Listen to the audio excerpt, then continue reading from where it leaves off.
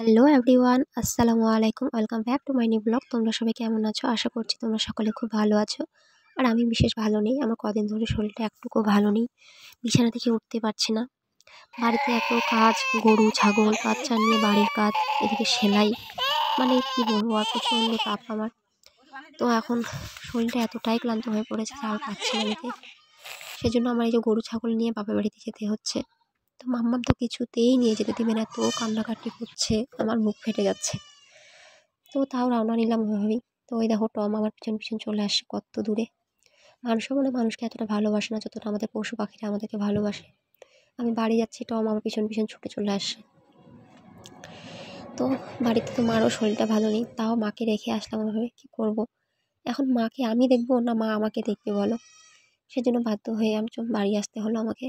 আর অনেক ধরেও বাড়ি যাওয়া হয় না। সে মাম্মামের যখন 3 মাস বয়স ছিল তখনই গিয়েছিলাম থাকার জন্য। তারপর থেকে আর যাওয়া হয়নি। মাম্মাম 2 বছরে পা দিতে চলেছে। সেই জন্য ভাবছি যে কয়েকটা দিন থেকে আসি। আর আমার বাবারও শরীরটা ভালো নেই, অনেকটা পা কেটে গেছে, অনেকগুলো সেলাই পড়েছে। সত্যি আমার না ভাগ্যটা যে কী যে বলবো। ওইদিকে শাশুড়ি মারও শরীর ভালো নেই, আমার মেয়ের দুজনারই শরীর ভালো নেই, তার উপরে আবার বাবার পা কেটে গেছে। আমার উপর দিয়ে কী যে যাচ্ছে না সে আমি জানি সত্যি। তো ফাইনালি আমরা বাড়ি চলে আসলাম। এই দেখো, এটা হচ্ছে আমার বাড়ি। তো তোমাদের যদি ভিডিওটা ভালো লেগে থাকে তো অবশ্যই আমাকে লাইক, কমেন্ট এবং শেয়ার করো। আর দেখো বন্ধুরা, আমি এই বাড়িতে আমি ছোট থেকে বড় হয়েছি। কতটা সময় কাটিয়েছি এই বাড়িতে আমি, সেই 20টা বছর।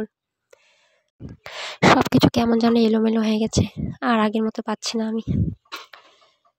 কত স্মৃতি লুকিয়ে রয়েছে এই বাড়িতে আমার।